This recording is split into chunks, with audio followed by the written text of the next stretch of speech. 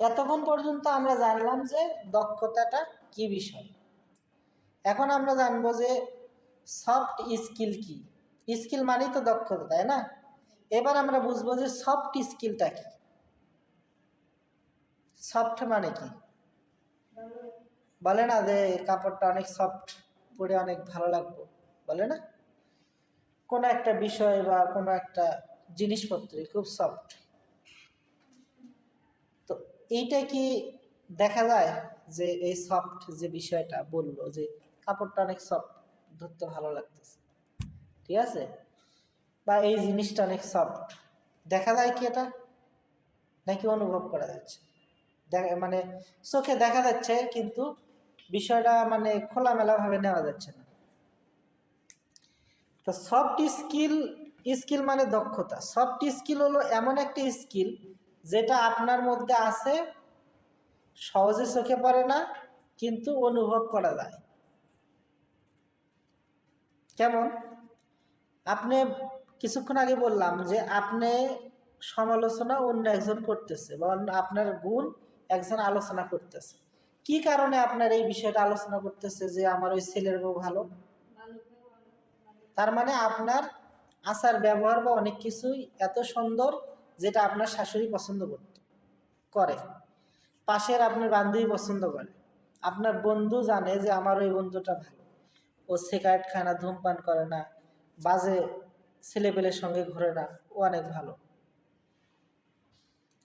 তাহলে এই যে ভালো গুণের কারণে আপনার যে একটা প্রশংসা, আপনার যে একটা ডিমান্ড, সেইটাই হলো সফট স্কিল। চারজন ছেলের বউ যদি থাকে তার মধ্যে কি চারজনই শাশুড়ির জন্য, মানে শাশুড়ির কাছে কি চারজনই আপন? এমন যে আমার চার ছেলে একই একই, নাকি এটা বলে যে আমার ছোট ছেলের বউটা একটু ভালো আর কি, ওর সাথে একটু বেশি মেশে, বা বড় ছেলের বউয়ের সাথে একটু বেশি মেশে, ওর সাথে একটু ভালো। বাকি সবার সাথে কিন্তু সম্পর্ক আছে, কিন্তু একজনের সাথে এমন হয় না যে বেশি একটু সম্পর্ক, তাই না? ধরেন আপনারই চারটে ছেলে আছে, চারজন ছেলে আছে, আপনি কি চারটে ছেলে তো একইভাবে ভালোবাসবেন? তার মধ্যে আপনার মনে হয় না যে আমার ছোট ছেলেটা একটু বেশি, মনে হয় না আমার বেশি? কি জন্য? যে আপনার মনে হয় যে ও ছোট, এই কারণে আপনার মনে হয় যে আমার, দেখেন না বাপ মাও শেষ সময় পর্যন্ত ছোট ছেলের সঙ্গে বেশি থাকে, থাকে না আমার? কারণ কি, বাপ মায়ের কাছে মনে হয় যে ওই ছেলেটা ছোট, যদিও তার বয়স 40 হয়ে গেছে, কিন্তু মায়ের কাছে কি ও বড়? মায়ের কাছে ও ছোট, ছোট ছেলে। তো এই কথা আমি আমার ওয়াইফকে জিজ্ঞেস করলাম যে তুমি ধরো এক সময় তোমার 7 বছর বয়স হয়েছে, তোমার ছেলের বয়স ধরো 50, তোমার ছেলে ইঞ্জিনিয়ারিং পাশ করছে, কোনো একটা বিষয় তোমাকে বললো যে তুমি এটা বুঝবা না, তুমি চুপ করে থাকো, ঠিক আছে? তো তখন তোমার কি মনে হবে যে ছেলে কি তোমার চেয়ে বেশি জানে, নাকি এমন ছেলে বাইরে পড়াশোনা করছে থাকছে, এর মাও তার বাইরে পড়াশোনা করেনি? তো তখনও বললো কি জানেন, করছে তখন ওকে বলবো এটাই যে বাইরে পড়াশোনা করে একটু জ্ঞান বাড়ছে, কিন্তু আমার চোখে এখনো বোকা হয়ে আছে, মানে আমার চোখে এখনো বোকা, কিন্তু পড়াশোনা করে একটু জ্ঞান হয়েছে মাথায়। তার মানে কি, মায়ের কাছে কিন্তু সন্তান বোকা। মা মনে করে যে আমি তাকে জন্ম দিছি, তাকে বড় করছি, তার জন্য আমি ঘুম জাগছি, তাকে আমি মানে নিজের মতো করে বড় করছি। সেই সন্তান আজকে আমার কাছে আসে অনেক কিছুই বলে যে তুমি এটা বুঝবা না, বা হয়তো কেউ ওষুধ কেনার টাকা চাইছে, বলছে যে তোমাকে আগামীকালকে টাকা দিলাম, বা গতকালকে টাকা দিলাম, বা 1 মাসের মধ্যে কয়বার দেওয়া লাগবে। বা ছেলের বউ হয়তো বলতেছে যে তোমার কি, তুমি কি মায়ের একটাই ছেলে আর ছেলে নাই, অথচ কিন্তু মা ওটা কি, ওকে কিভাবে মানুষ করবে, তোমরা কিভাবে মানুষ করবো? একটা সন্তান হওয়ার পরে সর্বোচ্চ ভালোবাসা দিয়ে তাকে মানুষ করবে, তাই না? তার জন্য অসুস্থ হলে ঘুম জাগা, যত ধরনের ভালো কিছু আছে শেখানোর চেষ্টা করা, নিজে না খায় তাকে খাওয়ানো, কিন্তু সবশেষে কি পাবা? কি পাবা আর কি পাবা না এটা কেউ জানে না। তোমার ওই সন্তান তোমাকে দেখতেও পারে, নাও দেখতে পারে, আছে। কিন্তু বাস্তবতা আর সময় কি বলতেছে, এই সময়টা আর বাস্তবতাটা কি বলতেছে? এখন থেকে 5 বছর 10 বছর আগেও মানুষক যতটা সম্মান করতো, রাস্তাঘাটে যেত, সালাম কালাম দিত, বয়স্ক মানুষ দেখলে তাদের সাথে একটা সম্মানের চোখে দেখতো। এখনকার সময় আসে কি এরকম আছে? যেমন ধরেন অনেক সময় ইউটিউবে টেলিভিশনে দেখা যায় যে মাও মারতেছে, আছে না? এইটাই ধরেন আজ থেকে 20 বছর আগে কেউ যদি কোনো মাও ভুল করেও একটা চর মারে থাকে, তার জন্য মসজিদে বিচার হতো, তার জন্য কঠিন শাস্তি হতো, 2-4 গ্রামের লোক জানতো, ঠিক কিনা? আর এখন কি রহ বাসার মধ্যে বাপ মা খাবার দিচ্ছে না, মারধর করতেছে, সেটা আবার ইউটিউবে ফেসবুকে ছড়ে পড়তেছে। তা আপনি আপনার সন্তানকে যে বর্তমান সময়ে পৃথিবীতে রেখে যাচ্ছেন, সে অনেক আপডেট। আপনি এখনো ফোন সম্পর্কে অত কিছু জানেন না, জানেন ছবি তোলা যায়, ভিডিও দেখা যায়, কিন্তু আপনার সন্তান যখন আসবো 2030-40-এ, তখন ওই ফোন দিয়ে যে কি করবো এটা কোনো আইডিয়া নেই কারণ। এখনই দেখেন অনেক পরিবারের আছে ছেলে মেয়ে মা ডিউটির থেকে যাক বা বাসায় থাক, একটা মোবাইল নিয়ে এরকম করতেছে, আর ছেলের মতো পড়াশোনা করছে, বা ওই একটা মোবাইল নিয়ে সাইড হাই করতেছে। একই বাসায় আছে বাপ মাও, দুইজনের কাছে দুটো মোবাইল, ছেলের মনে ঘুরতেছে, বাপ মা ফোনে এরকম করতেছে, সময় কাটাচ্ছে, কিন্তু মনে হচ্ছে যে কারোর সাথে কারো তেমন যোগাযোগই হয় না। আর যখন ফোন না থাকতো, একজন আর একজনের মুখের আগে থাকতে কথা না হলেও একটা দুটো কথা প্রসঙ্গ আলোচনা হতো। এখন কি হয়? তার সম্পর্কটা এটা দূরে দিছে। ছেলের সঙ্গে মায়ের, ওয়াইফের সাথে হাজব্যান্ডের, বন্ধুর সাথে বন্ধুর সম্পর্ক আর নাই। এখন ওই মেসেঞ্জার, টিকটক এগুলোর মধ্যে মানুষের জীবন ঢুকে গেছে। সেখান থেকে কত দূর শিক্ষা নিয়ে আপনার সন্তান আপনাকে ভাত দেবো বলে মনে করে না। কারণ তার যে সহধর্মিনী মানে ওয়াইফ আসবো, সেও মডার্ন যুগের একজন মানুষ, আপনার মতো বয়স্ক মানুষের কোনো দাম নেই তার কাছে। অতএব আপনি যতই চেষ্টা করেন, এখন সন্তান মানুষ করা অনেক কঠিন। যদি কিনা তার ব্রয়লার মুরগির মতো ঘরের মধ্যে আটকে রেখে পড়াশোনা বা অন্য কিছু করেন, বাইরে মিশতে দিলে 100% আপনার নিশ্চয়তা নেই। এখন মনে করেন আমাদের একটা ফ্যামিলি চলতে প্রতি মাসে কত লাগে? 15,000 মনে করেন, সাপোজ দুইজন আর ছোট ছেলে, বাসা ভাড়া সাবি জাবি মিলে 15, 16, 18,000 লাগে, তাই না? এখন থেকে 20 বছর পরে কি 18,000 টাকা দিয়ে চলবো আপনার? কত লাগতে পারে আনুমানিক? 30 বছর পর।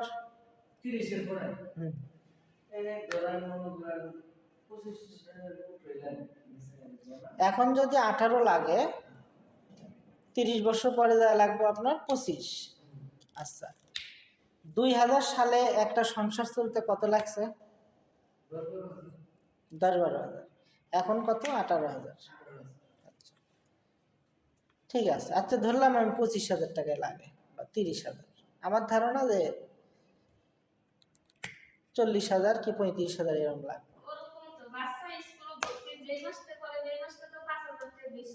মানে এভারেজ একটা জিনিস ধরা হয়েছে। ঢাকা শহরে একটা পরিবারের প্রতি মাসে অ্যাভারেজ খরচ হয় হলো 67,000 টাকা। ঢাকা শহরে যারা চাকরি করে 67, সেটা 30 বছর পরে হবে হচ্ছে আপনার 1,40,000 টাকা। এটা সরকারি একটা জরিপের বিষয় বললাম। তো আমাদের ক্ষেত্রে দেখেন, যদি 30,000ই লাগে আপনার 2030 সালে, তখন সেই 30,000 টাকা আপনার কই থেকে আসবে? এখন আপনি 18,000 পায় সংসার চালাচ্ছেন, সেখান থেকে সেভও করতেছেন, তখন 30,000 লাগবে, তখন কি বেতন বেশি হয়ে যাবে? তখন কি মনে করছেন যে আপনি সাধারণ একটু মেশিন চালাতে পারেন, আজ থেকে 10 বছর পরে এই দক্ষতাটা নিয়ে গার্মেন্টসে ঢুকবেন? তখন যারা গার্মেন্টসে চাকরি করতে আসবে, তারা মিনিমাম থাকবো বিএ পাস, আইএ পাস, শিক্ষিত। তাদের বেতন হবে 40,000, 50,000 টাকা। কম্পিটিশনের সেই সময় এসে কিন্তু আপনাদের অবস্থানটা হারিয়ে যাবে। যদিও আমরা কিন্তু এত দূর চাকরি 30 বছর চাকরি করতে পারবো না, বাঁচবো না। কিন্তু আমি বলতেছি 30 বছরে যারা চাকরি করবে, 30 সালে যারা চাকরি করবে, তাদের কিন্তু হাই লেভেলের দক্ষতা থাকবে গার্মেন্টসের উপর, তাই না? তা আমরা ছিলাম একটা জায়গায় যে সময় উপযোগী বর্তমান সময়ের সাথে চিন্তা ভাবনা করে দেখা যায় যে বাপ মায়ের প্রতি সন্তানরা কতটা দায়িত্বশীল হব, সমাজের প্রতি তাদের কতটুকু খেয়াল থাকবো, গুরুজনের প্রতি কতটা সম্মান থাকবো। ঠিক আছে? তা এই সম্মানগুলো যদি, এই বিষয়গুলো যদি আমাদের মধ্যে থাকে, তাহলে সেগুলো আমাদের সফট স্কিল। ঠিক আছে? যেটা আমি আমার সন্তানকে শেখাই দেব। আপনি কি কোনোদিন দেখছেন যে মহিলা মানুষের কেউ সালাম দিয়েছে? দেখছেন? ধরেন মুরব্বী মানুষ, মহিলা রাস্তা দিয়ে হাঁটে যাচ্ছে, সেই ক্ষেত্রে কোনো একটা ছেলে সালাম দিল, তার দেখেননি? আমি দিছি রহ মহিলা মানুষ হোক, মুরব্বী মানুষ হোক, হয়তো আমার মতো কারো সামনে চোখে পড়েনি আপনার, এই জন্য দেখেননি। অনেক ছেলেপেলে আছে, তারা বয়স্ক মহিলা দেখলে সালাম দেয়, বয়স্ক ছেলেপেলে হলেও সালাম দেয়, বয়স্ক লোক হলে সালাম দেয়। কিন্তু এই বিষয়গুলো যদি আপনি আপনার সন্তানকে শেখাতে পারেন, ছোট ছোট বিষয়গুলো, যে এটা তোমার মানে এটা এই হয়, এনাকে সালাম দিতে হয়, এনার সাথে এইভাবে কথা বলতে হয়, তাহলে আপনার সন্তান নিঃসন্দেহে আপনার সাথেই থাকবে। আর যদি এই সফট স্কিলগুলো না শেখাতে পারেন, তাহলে আপনাকেও মূল্যায়ন করবে। ঠিক আছে? তা আপনি কিভাবে মানুষ করতে চাচ্ছেন, সেইভাবে আপনাকে মানুষ করতে হবে। টার্গেট থাকতে হবে 30 বছরে আমাকে সে দেখে কিনা। আগের সময়ে যদি বলেন যে আগের সময়ে এক এক পরিবারের জমি জমার সংখ্যা ছিল 15 বিঘে 20 বিঘে, এখন কি আছে গ্রামে? এক ঘরের মধ্যে 4 ঘর উঠে গেছে। বাপের যদি 4 বিঘে জমি থাকে, 4 ছেলে ভাগ করে নিয়েছে, তারও আবার ছেলে পেলে হয়েছে, তাই হয়েছে না? পরিশ্রম ছাড়া কোনো বিকল্প নেই। তখন বাপ মায়ের খাবার কোনোভাবে আসতো, কিন্তু এখন এখন আপনার উপার্জন থেকে আপনার বাপ মা পালা লাগবে, আমার উপার্জন থেকে আমার বাপ মা দেখা লাগবে। তা আপনার সন্তানের ক্ষেত্রেও তাই হয়।